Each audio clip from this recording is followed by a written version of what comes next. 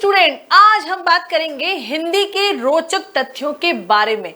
जी हाँ, आज हम देखेंगे हिंदी की जो प्राकृत भाषा है, पाली भाषा है, जो अपभ्रंश उसमें हुआ उसके बारे में आज हम कुछ थोड़ा बहुत नॉलेज ले लेंगे। जैसा कि आप सभी को पता है कि अंग्रेजी वर्णमाला में कुछ 26 वर्ण होते हैं, 26 अल्फाबेट्स होते हैं। ठीक वैसे ही हमारी जो हिंदी वर्णमाला है उसमें कुल 52 वर्ण होते हैं, यानी अंग्रेजी का सीधा 2 गुना। कुछ ऐसे रोचक तथ्य जिनके बारे में आपको कम नॉलेज है या शायद आपने कहीं नहीं सुना होगा, उन्हीं के बारे में मैं आपको आज बताने के लिए यहाँ पर मौजूद हूँ। तो शुरू करते हैं और देखते हैं कि क्या है हमारे हिंदी में ऐसे कुछ तथ्य जिनसे अभी तक आप थे अनजान। देखिए, जैसा कि सभी को विदित है, अपन सबको ये पता है कि 10 जनवरी को हम विश्व हिंदी दिवस मनाते हैं।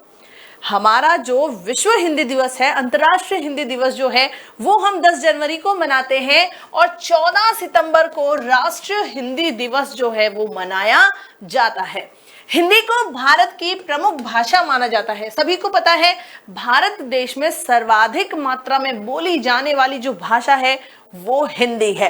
भारत के अलावा और भी कई देशों में हिंदी बोली जाती है। ऐसा नहीं है कि मात्र हिंदी जो है भारत देश में ही बोली जाती है। भारत के बाहर भी बहुत से ऐसे देश हैं जहां पर हिंदी भाषा का प्रयोग किया जाता है। तो कहां कहां प्रयोग किया जाता है और भी ऐसी कुछ महत्वपूर्ण 10 तथ्य मैं आप लोगों के लिए लेकर आई हूं। तो वन बाय वन हम हर एक तथ्य को पढ़ते हुए समझते हुए आगे बढ़ेंगे। सबसे पहला तथ्य हम देखते हैं, हिंदी को इसका नाम फारसी शब्द हिंद से मिला। अरे भाई, जो सिंधु नाम था वो पारसी में आकर हिंदू हो गया, ठीक है, और उसी से शब्द मिला, हिंद से मिला हिंदू, जिसका अर्थ क्या होता है? सिंधु नदी की भूमि। सिंधु नदी के बारे में हम सभी को बहुत अच्छे से ज्ञात है। यह भी कहा जाता है कि सिंधु नदी के पास जो सभ्यता फैली उसे सिंधु सभ्यता, और उस क्षेत्र के लोगों को हिंदू कहा जाने के कारण इनके द्वारा बोली जाने वाली जो बोली थी उसे हिंदी भाषा कहा गया। यानी वो कौन सी भाषा कहलाई? वो हिंदी भाषा कहलाई। हम जहां रहते हैं, जिस एरिया में रहते हैं, वहां जो बोली बोली जाती है उसे हम हमारी मायड़ भाषा कहते हैं, मदर टंग कहते हैं। लेकिन जहां सिंधु सभ्यता फैली उस क्षेत्र के जो लोग थे, सबसे पहले वे सिंधु से हिंदू हुए। हम मारवाड़ी में देखते हैं ना, हमारा जो पश्चिमी इलाका है, यहाँ मारवाड़ी में लोग स के साथ ह का प्रयोग करते हैं। स को हटाकर उसकी जगह क्या प्रयोग में लेते हैं? ह प्रयोग में ले लेते हैं। सड़क को हम क्या बोलते हैं? हड़क, है ना। ये क्या होता है? जो हम हमारी मुख की जो सुविधा है उसको ध्यान में रखते हुए जब हम बोलते हैं तो वहां पर क्या हो जाता है? शब्द परिवर्तन हो जाता है। तो वहां के सिंधु सभ्यता के क्षेत्र के जो लोग थे वो क्या कर रहे थे? वहां के जो लोग थे पहले वो हिंदू कहलाए और उसके बाद जो उनकी बोली जाने वाली जो भाषा थी, जो बोली थी, उसे हिंदी भाषा कहा गया। ये एक सबसे बड़ा तथ्य मैंने आपको बताया। एक सेकंड नंबर वाला तथ्य देख लो। दूसरा नंबर तथ्य क्या कह रहा है कि हिंदी की उत्पत्ति आर्य भाषा संस्कृत से हुई है। ये तो आप सभी को बहुत अच्छे से ज्ञात है कि हमारी जो हिंदी भाषा है वो संस्कृत में से ही निकली है। नहीं पता तो मैं आपको बता रही हूं। जी हाँ, हिंदी की उत्पत्ति आर्य भाषा जो थी संस्कृत, उसी में से ही हुई है। इसके शब्द लोक भाषा, प्राकृत और पाली से मिलकर अपभ्रंश हुए, यानी इनको क्या हुआ? 3 टुकड़ों में बांट दिया गया। संस्कृत में वैदिक और लौकिक जो संस्कृत थी, हम ये नहीं कहेंगे कि उसकी वजह से इनका पुनरुत्थान हुआ, ऐसा नहीं है।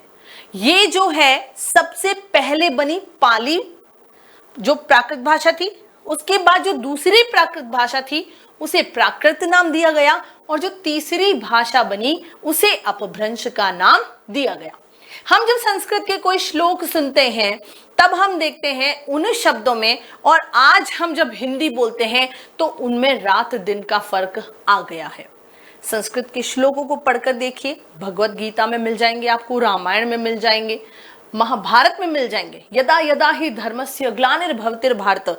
जब हम इन शब्दों का उच्चारण करते हैं तो जो शब्द वो हैं और हम जो हिंदी बोलते हैं उनमें आप फर्क सीधा सीधा देख सकते हैं। तो बस यही फर्क कैसे आया, पाली से प्राकृत भाषा बनी और प्राकृत से फिर वो अपभ्रंश बनी, तो अपभ्रंश हुए और बाद में इसे हिंदी कहा जाने लगा। तो इस तरीके से ये दूसरा तथ्य मैंने आपको बताया। चलिए आगे बढ़ेंगे, एक और इंटरेस्टिंग सा तथ्य देखते हैं। 500 ईस्वी से 1000 ईस्वी तक प्राकृत भाषा के अंतिम चरण से अपभ्रंश का विकास हुआ। अब जब यहाँ अपभ्रंश हुआ तो हमारी मुख की सुविधा के हिसाब से जो जो शब्द निकलने लगे वे अपभ्रंश में सम्मिलित हो गए।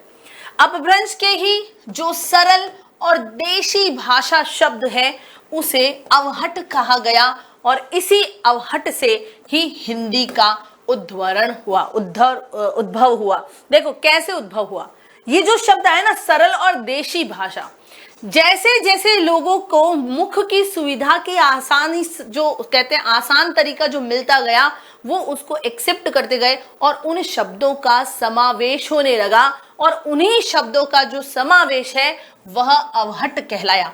अवहट का अर्थ होता है अपभ्रष्ट। अवहट का अर्थ क्या होता है, अपभ्रष्ट। यानी जो संस्कृत भाषा थी या उससे संबंधित जो शब्द थे वो धीरे धीरे अपनी सुविधा के अनुसार ढलने लगे। तो ये हो गया हमारा तीसरा तथ्य जो मैंने आपको बताया कि हिंदी का उद्भव कैसे हुआ 500 से 1000 ईस्वी तक में। नेक्स्ट तथ्य देखते हैं।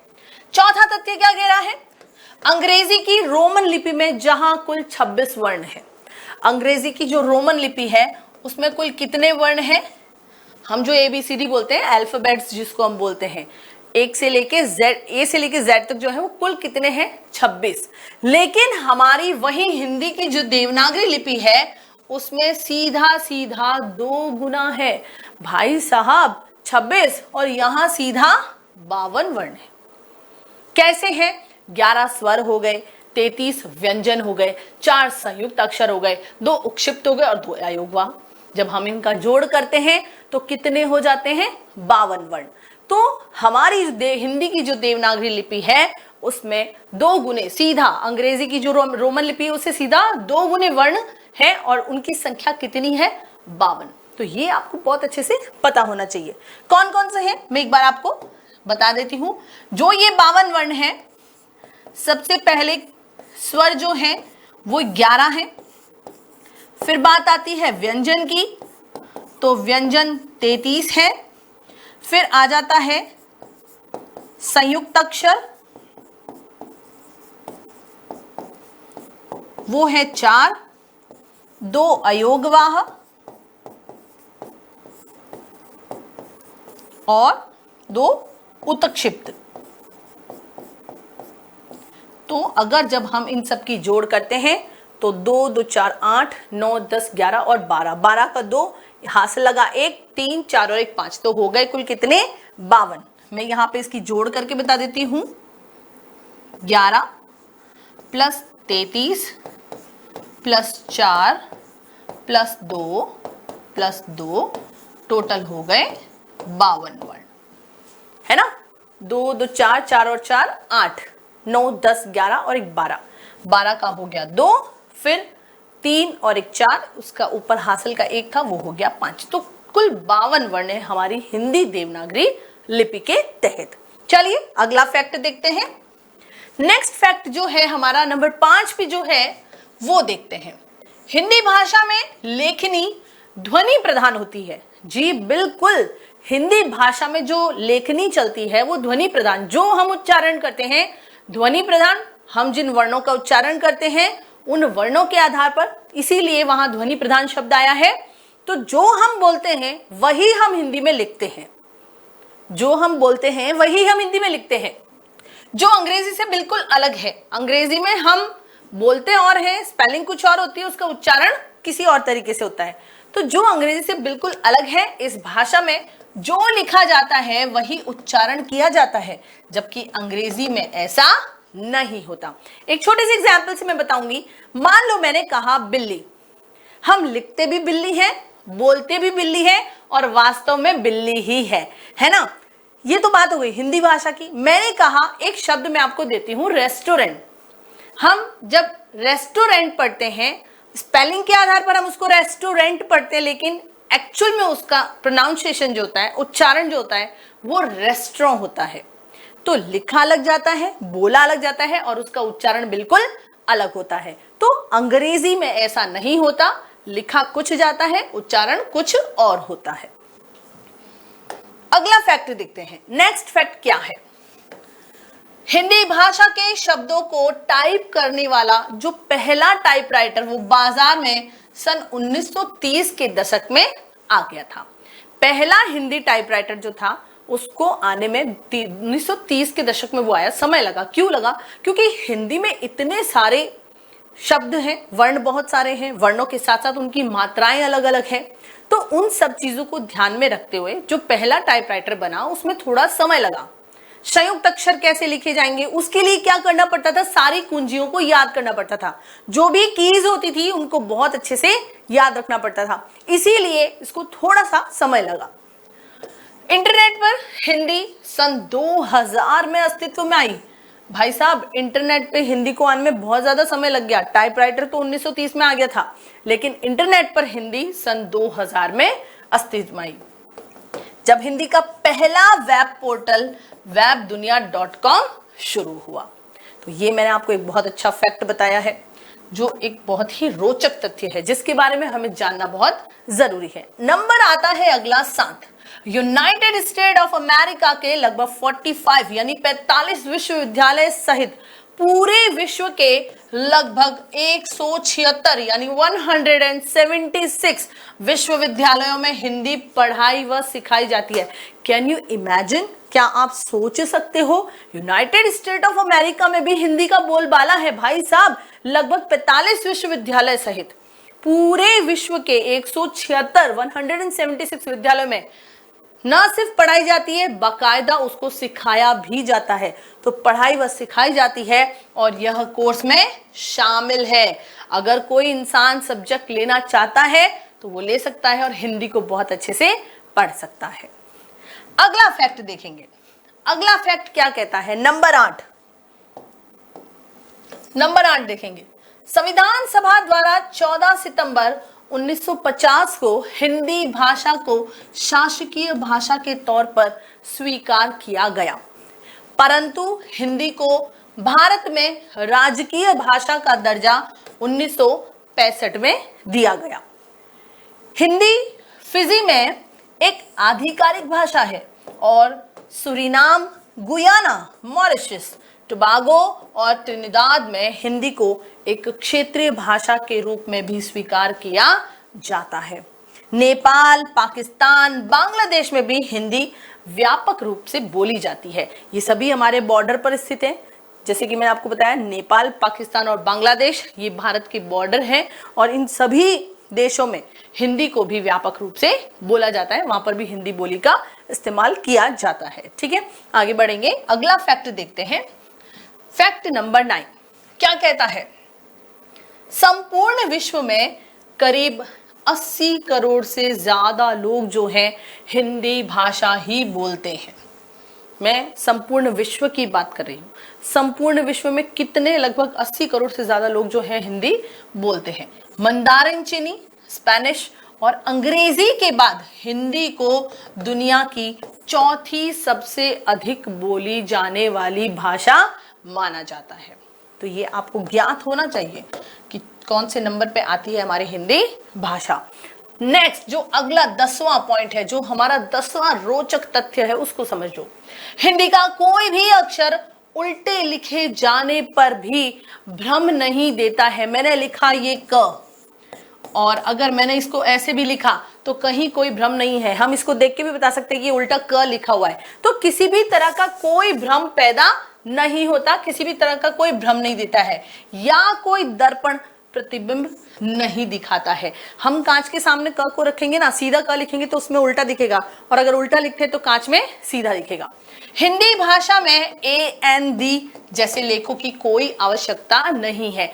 अ बॉय, अ कैट इस तरीके से बोला जाता है। हम तो कहते हैं भाई बिल्ली है, हमने कहा लड़का है, हमको ए एन द लगाने की जरूरत, आर्टिकल्स की कोई जरूरत हमको नहीं होती है।